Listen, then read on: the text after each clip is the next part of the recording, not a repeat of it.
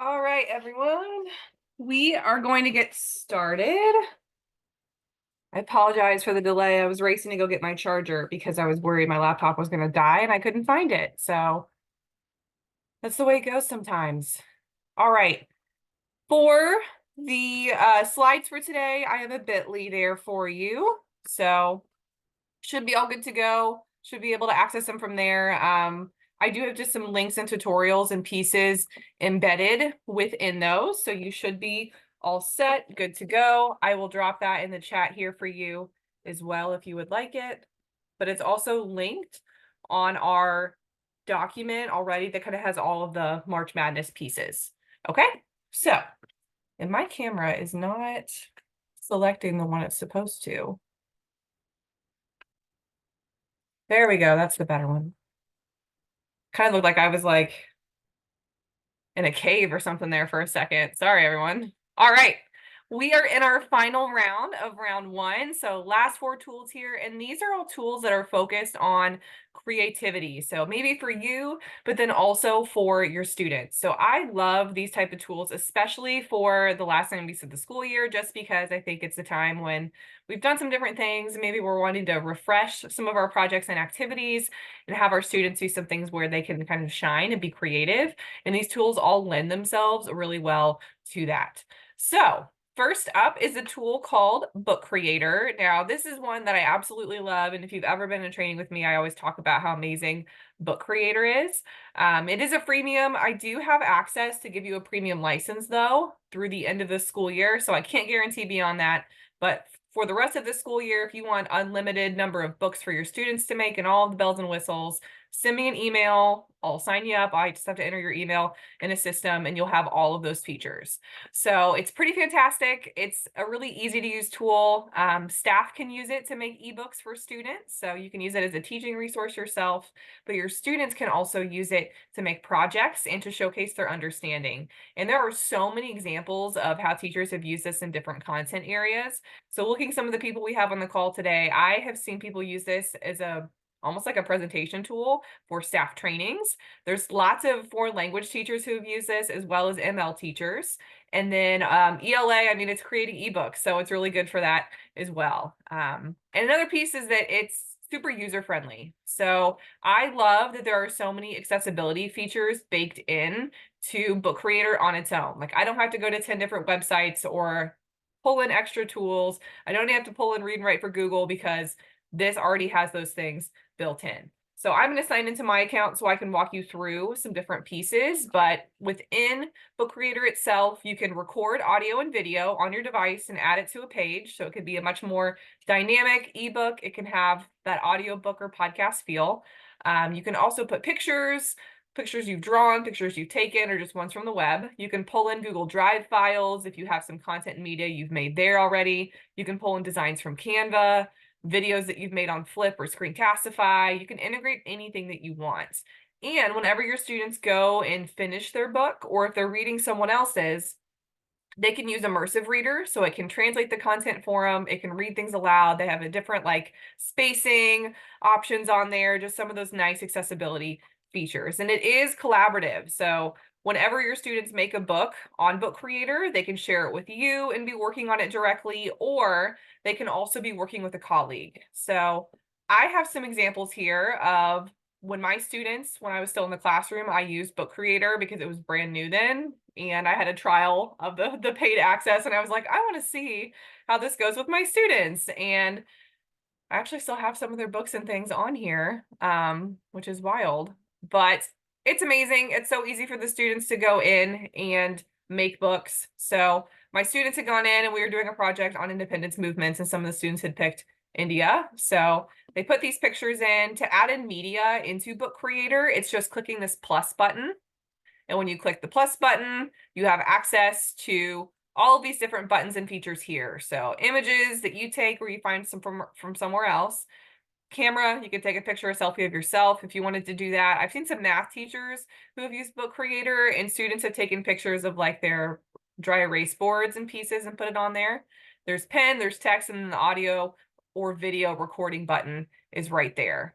shapes. So whenever you start a fresh book in Book Creator, you can pull from some different templates. So there's some that look like a traditional book or a blank canvas. There are some that look like cartoon or comic strips, which some of the students like. And then there's also a few that almost look like a scrapbook. So you don't have to start without some scaffolding. So if you have some students who are a little intimidated by graphic design in those pieces, there's some supports and flexibility built in for them. And then throughout actually the builder itself on Book Creator, there's voice typing here. So if you have students who need to type with their voice, if that's easier for them or it's a better option, they can search for anything with their voice. They can upload anything with their voice. The creator of Book Creator, it's actually a UK-based company. So whenever I talk with our rep, it's like I love listening to their accents and things. But the creator of this, his son has dyslexia, and his daughter has autism. So he wanted to make sure that the tool had accessibility features to support those learners. And then this more button, these are some of the fancy things, the better things you'll get if you want to access that paid account that I can set you up with. So you can upload files from your device, your Google Drive, you can embed media like videos or things from YouTube if you'd like to, or you can integrate your own apps. So if you integrate your own apps, this is where I can add in my Canva design. So if I make some really cool looking visuals, or I make some visuals using AI, I can pull those in. I can pull my Bitmoji, GIFs, and even more. So all of these fun things and examples. And to show you a little bit more in Book Creator, this is just an example of what this particular student had made. So where are her different pages? I'm gonna go back. I think I clicked the wrong one. Yeah, this is the one I'm wanting. All right, so she had added an audio of herself reading aloud the book, put in some pictures, and she actually used the Open Dyslexic font now that I'm looking at it. But videos embedded, links, all different kinds of things the students can put in there. I had an EL student who used this one of these years, and when he went through, I noticed he had like double the audio recordings on his pages, and I was like, oh my gosh, that's so amazing. You only had to do like maybe 2 audio recordings total on the whole project. Way to go above and beyond. I'm so proud of you.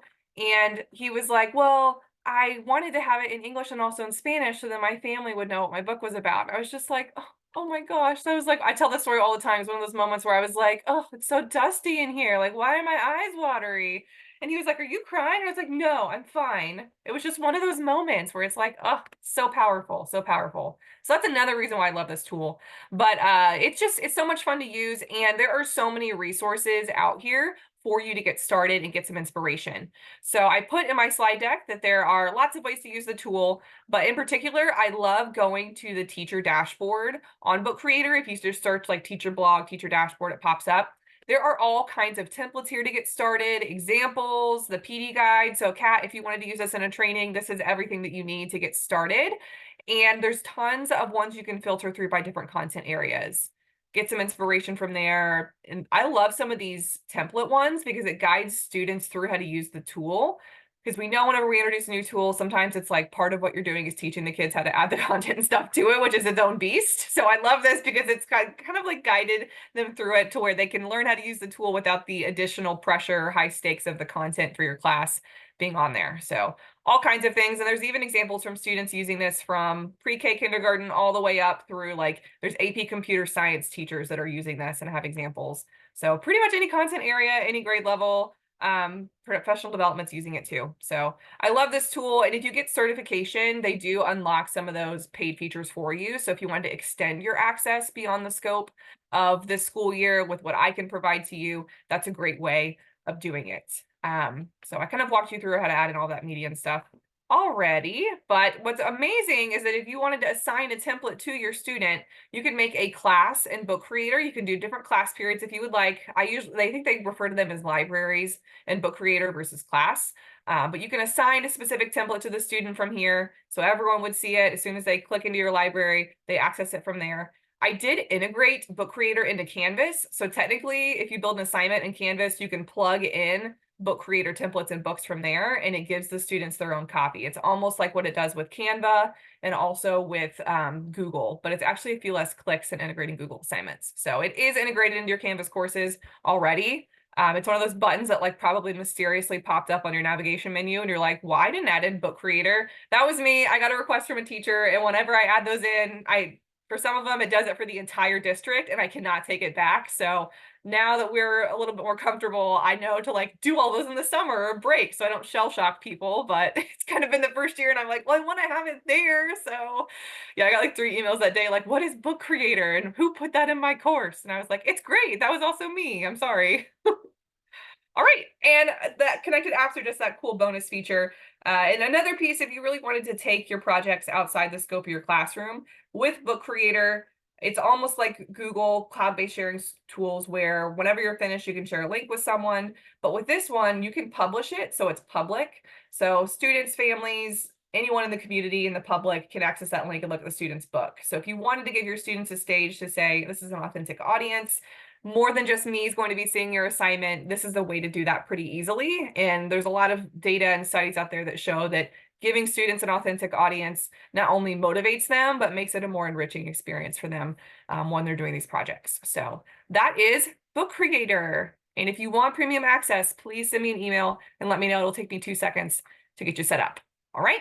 So next one is a tool that's actually been around for a little while, but it's gotten a facelift and has a lot of amazing new features that I don't think are really talked about enough. So a few years ago, it was called Flipgrid, but now it's called Flip. Microsoft technically acquired the tool, but you don't have to have a Microsoft account to access it. You can still do Google single sign-on, get in there from there. And it's a video response platform. So you post videos, students respond with their own videos, but it's more than that. It can be discussion. So students can respond with just audio. They don't have to have their face on camera. There are lots of fun, goofy filters. So some of the students who love like those filters on TikTok and Snapchat and Instagram, like they have those options on here, but it's a much safer space than some of those social media tools. And it's just super easy for students to use as well. Some of the cool things that I have seen that Flip has done over the last few years that I really love is they've extended the video recording time. So you can have videos that are like 30 minutes now, which, you know, maybe like don't be putting like a feature length film on there for your students to respond to. But my thought is if I'm having my students do some type of presentation project, maybe I give them the option to do a slides presentation or whatever format in front of the whole class, but some of my students maybe feel more comfortable making a video. And this could be a place where I could put the video there and then other students could still see it. It's almost like they're still giving that presentation, because if you set it up on Flipgrid, they can see each other's, they can do like positive, there's no negative reaction, there's only positive reactions on there they can give to each other. And it just kind of gives them a space to present without that pressure of being in front of the whole room. And then if you wanted to have it be more interactive to where students are giving each other feedback, this is a great way of doing that. I've seen a teacher who, when she was having students do some practice presentations and interviews, they had to go to Flipgrid first and practice there. And then their peers would comment and say like, hey, consider this. And their peers had a rubric. So it was nice, like peer feedback without, you know, having to sit there and do all of that yourself as the teacher. Plus, there's video editing on there too that I think makes it super easy for you and your students to go through and make a pretty nice, decent looking video. And the recording time is much more generous than some of the others that are out there for your students who need to make some video, and they can share their screen too. It's not just their face anymore. Their screen and their face can be on there. So it does have more time than what Screencastify does for our students, because our Screencastify for students is not premium, only staff have premium. So within the Flip platform, it is totally free for you to go in. It's always going to stay free from what they have said. But if you sign in, it kind of looks like this. Like my account, I've had it forever, even before my last name is what it is now. So I always have to like sign in manually because it still is linked to my maiden name. So that's always fun trying to figure out my password. Because the Google button doesn't work for me, because I was using this tool before they even had a Google SSO. I kind of feel like I'm an OG Flipgrid person here, but you should be able to sign in with your Google account and be in there. But you make a space here, and your groups are like your class or your class period. So it depends on how you want to organize it. When I was teaching this, I organized them. My groups were my individual class periods, but there are some teachers who do like their group is their, you know, the year or the content area, and then they put individual topics in there for those groups. So what's really cool is that when you go and make a group now, you can decide some of these pieces. We'll do high school this time. Puts a nice cool picture there. You create it. And then it actually populates already with some ready-made templates and discussion topics for you. So some of them are very much like start of the school year, things like that. But it also looks at what content area you picked and tries to pull some related to that. So I use this for the college class that I teach. And at first I was like, are my students going to hate this? And they actually really like using Flip because they can see each other's responses and work. And it's not the same as like a discussion board that they always made us do in our college classes. And it populated with some questions that the students actually wanted to use with their students that they're doing in their student teaching. So super easy, and the students can join through a code or a link. And if you want to add in someone else, like a co-teacher, that's what this topic co-pilot is. I add someone else there. They can be adding questions, assessing pieces, and things like that. So what's cool on these different topics is that I can add in questions here. I can add in a video of myself explaining the instructions, but I could also go through and attach files or articles. So it really can be an all-in-one lesson tool for your students. Like you don't have to even build a hyperdoc really, or type out all of this in a Canvas assignment. You can put it here, link it into a Canvas assignment. This does integrate into Canvas, and it makes it a lot easier for you to assess their work. So trying to see if I can show you some examples of what this was. Yeah, here's like podcast studies from way back when. I think this one is just like Laura Ousley talking to herself. Yeah. Yeah, it is. I love her. Okay, so we have some questions that I typed out here, and then I also linked some Google documents. So I could go through, I could comment on what she said. I can download this, duplicate it, share this, highlight it so other students can see her awesome response. Super easy and user-friendly. So those are some of the templates and pieces that will plug in when you make a group, but you can also pull lots of examples. If you click your profile button here, Discovery is where there's a whole entire library of resources and amazing things. And this is the part that I think has gotten the most updates over the last few years in this platform. And I love it because they have live events now. They have live field trips, live discussions with people. They have a calendar that comes out each week. They're totally free and they're amazing. So there's things all over the world that Flip, really Microsoft, is hosting, and they stream them onto Flip so your students can watch it and have that virtual class or virtual field trip experience, which is pretty fantastic. And then they also have some with different partners and pieces. So like this Incredible Oceans one, they've set up some learning materials there, but then they also had an event a few weeks ago. They had one with the National Park Service last week when I was looking through these resources, and it was, this is a new one, California Sports Program, which is amazing. You don't have to live in California to use these resources, but they had something related to the Grand Canyon, some anniversary event, and they were having a live stream for that. So all kinds of resources. There's some discussion boards already made out here. And again, you can search for a topic or you can pull from trending. And whenever you find one that you like, all you have to do is pull it up. Like this is a WIDA one. Wow, how applicable. I can add this to my own groups for my students to do. So add topic, it's my own copy, it's mine, my space to edit and customize from there. So that is just a cool thing that has been added to this area on Flip that I've really enjoyed. And there's some nice examples of, shorter discussions, but then also using this as a project platform for your students, almost like what I had talked about as well. So that is Flip. It's pretty cool. It's gotten a lot of new features, and then you can just easily create those discussions and see who's participated. And if you're someone who likes to get like badges and rewards and things and loves to do that, I know, Kat, I know we have someone that we're friends with that loves her badges. She sends us an email every time she gets one. It's Laura Ousley, in case anyone was wondering. She's gotten all of these AI badges because I send them to her, and now it's like every day we get a new one. But it has a little achievements button, and as you have more videos and things that students have responded, you get these nice little badges and stuff. So some achievements for you, and then your students also get some. All right. We're going to move on to the next one. All right, Screencastify. So similar to Flipgrid, this is a video recording tool, but it is one that all staff in the district have premium access to. So your students don't have premium access, but the staff do. So benefits of that is, a staff member, you have unlimited recording time, unlimited number of recordings, but you also have access to Screencastify Editor.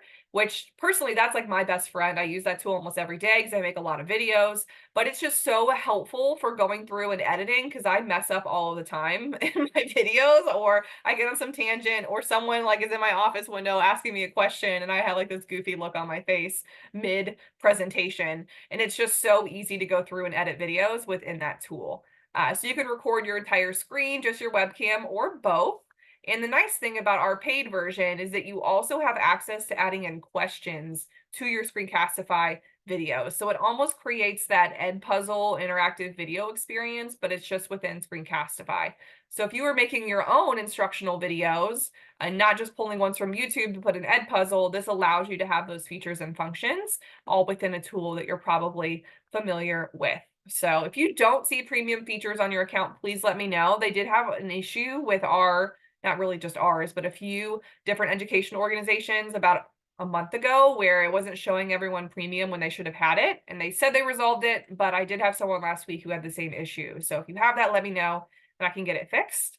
But it's super easy. You just click the extension that should be already force installed on your browser, pull it up, and this is where you can decide what you want to record. I usually do my whole desktop with also my camera just because I feel like for some people who need to be able to see my face and read my lips, it's helpful to have my face on the screen in addition to just my slides or whatever screen that I'm showing. But I also used to use, and I still do use with my students now, I use webcam to give video feedback. I have figured out that I can give feedback much more efficiently if I record a quick video versus typing it all out myself. So I give video feedback to my students pretty often. And I think that that also has created some more, made it a little bit more personal to them that I took the time to do it that way versus typing it out. But that's just my personal preference. There's some studies that show that during distance learning, that video feedback, the students felt more in tune with their teacher than just typed out comments the whole time. But that was also when we were very distant from each other and hadn't seen each other's faces. So I'm like, I think it just helped them see there was a human on the other side of its learning or whatever we were using at the time, because that was just a blur. But here's the ability to add in questions to your videos. So they call it interactive questions on Screencastify. So the first thing you'll need to do is pull up your Screencastify account, which I'm going to do here on another tab, and then open my recordings. And the first time you go through this, or if you've recently cleared cache and cookies on your device, they'll probably take you through a guided tutorial of how to do it. So yep, here we go. I'm getting all the alerts. I had to clear all the cache and cookies on my device the other day because my microphone was destroyed. And that was one of the steps that was given to me, and it didn't fix it. So it was a bigger issue. But anyway, all right. So here is a training video I made, and I really hope it doesn't start playing with my audio right away. Oh, please don't. Nothing worse than hearing yourself on audio. I don't know why it's so cringy, but it is. Okay, so if I wanted to edit this, at the top of the screen is where I can edit my video. I have more options over here to do it, same thing. They've also added in a whole training area here for university on Screencastify, and that's pretty much what that is, just training videos. But on the right-hand side is where I can add in those interactive questions. So if I select that, it's going to pull me into a different view into my video. And what we'll do is we add a question at a certain timestamp. So I select the timestamp, or I can start playing my video again, pick the timestamp there, type it out. Right now, it's mainly multiple choice questions. There's not like extended response question types on there. And it can be self-grading if you want it to be self-grading. So there are benefits to that. So if I I don't know, 30 seconds in, I'm making a very goofy face at that point. Oh, they do have short answer now. I don't know if that can be self-grading though. All right, what is sticky? An extension for stickers. Cool stuff. Clearly, I'm giving some really amazing options here. But then you can add your answer, select which one it is, add more. I think you could have up to 5 options there off the top of my head. It used to just be 3, but I know they've increased it. Put the points here and they'll grade it for you automatically. Save it.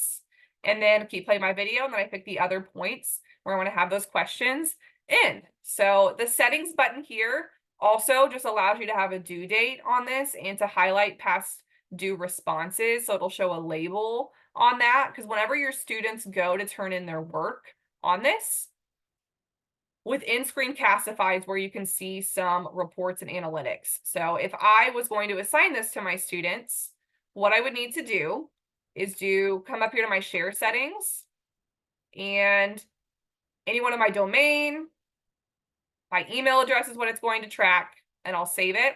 And then that's the link I share with my students. And then to view their work and see how they did, the viewers button is where it's going to show who viewed it, how they did on this, and just a nice little data piece for my student performance. And it does create some nice graphs and things too. So if you were wanting to get some really quick information at a glance on a video, this is the way to do it. And it's just a really cool option there for your students. They are adding in the ability to have translated captions on Screencastify, but I'll be frank and say they gave like a super crazy price tag that they're going to charge to that. And like morally, I'm like, why are we going to charge people for an accessibility feature that I can go to Google for free? So we'll see if they take that to heart. Last time when they turned off captions features, I was the one who wrote some pretty angry passive aggressive emails to Screencastify. And I actually met the founder and told him like, this is why this is a problem from a UDL perspective. And then they turned it back on. So we'll see. We'll see. Yeah, I was like, man, I feel a little like aggressive for this, but I'm like, how do you take away captions? That's just not cool. So that's what I had for Screencastify for you all. Oh my goodness, I just went back to the beginning of my presentation. Woo, let's go back. And the last tool we're going to look at is Adobe Express. So if you've not used Adobe Express, it's a little bit like Canva in that it's a graphic design tool. We do have free and paid access to it here in the district, but the cool thing is that all teachers and students have access to an education version of Adobe Express, which is kind of like Canva for education, where you get paid features at no cost to you. The big piece, whenever you sign in to Adobe, make sure that when you sign in that you pick company. Don't click personal account when it presents those two options. If you click personal, you're not going to be able to access all of the education features, which are the paid ones that don't come at any cost to you. If you do personal, it's going to have watermarks on things and limit you on that. You will use your BCSC Google account, but just make sure you use the company or institution option when that one shows up. So Adobe is amazing. I went to a conference recently where they had a whole room of Adobe presenters, and I was just like, these people are amazing. This is so cool. Like they were so artsy, and I like kind of felt a little intimidated by some of the cool things that they made. But this platform is fantastic. It's very user-friendly and it works across different devices. So if you have students who need to work on a cell phone, if they have an unreliable, computer or anything like that, it works across different devices and it saves things automatically, which is kind of nice. And there's tons of templates and resources like what Canva has. So on the screen right now are just some of the different things that you can do. They have built in several AI tools that I think make editing and creating for your students even more fun and simple.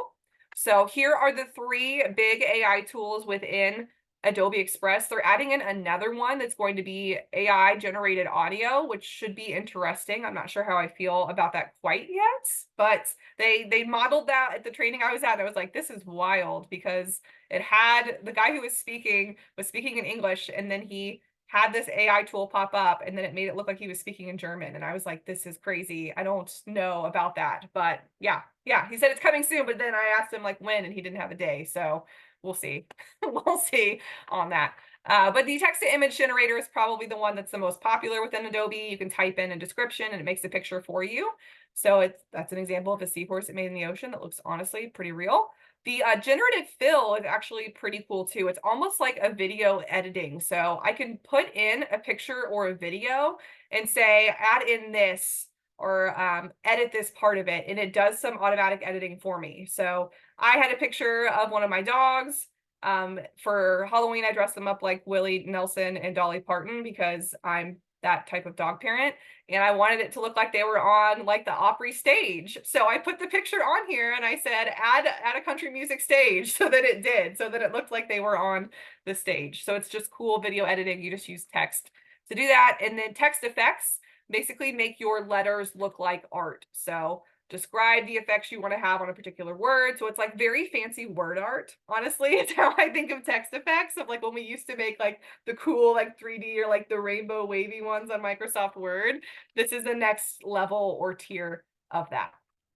All right, and I just think it's a cool product for projects, and we're about at time, so I'm going to start wrapping up. But you can make video really easily in Adobe Express. That's one of my favorite features of this, is that it makes video creation so simple, because sometimes there's tools out there that are cool, but they are so complex. There's so many buttons that students are overwhelmed, and it's overwhelming as the teacher to train students how to use it.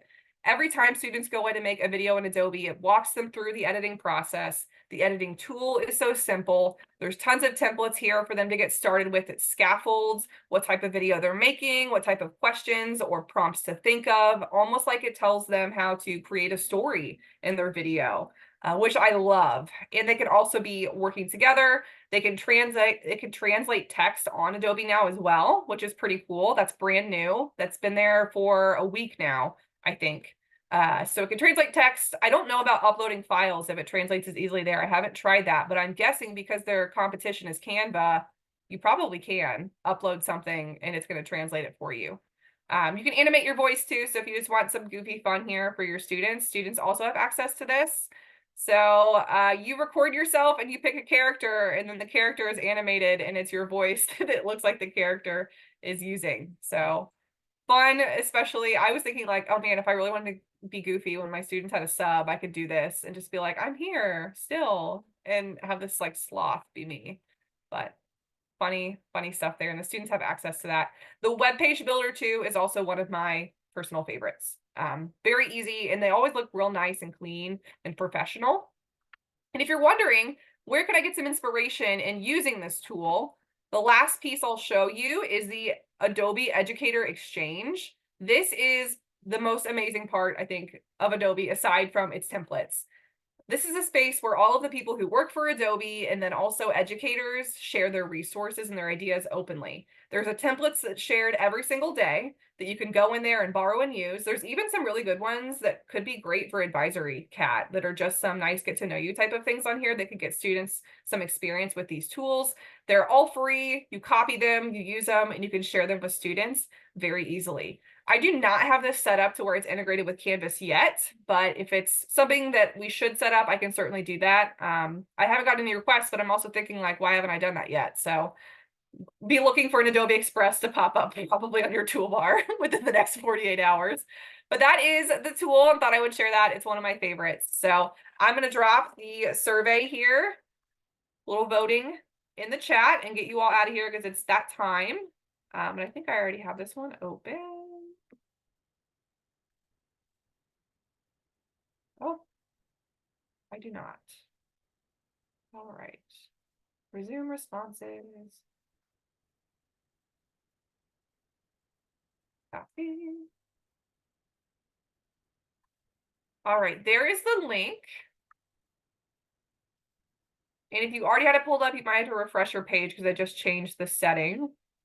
But you should be able to go in and vote for your favorite tools. And we'll see who makes it to the next round. So out of the first round so far, Canva made it through. I had to look at the list. Yeah, Canva made it through. Canva, Diffit, Magic School, and CurryPod.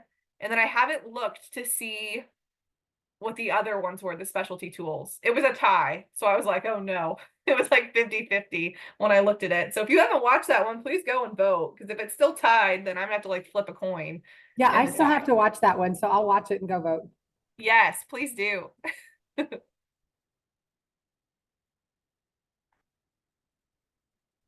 They're all so awesome. They all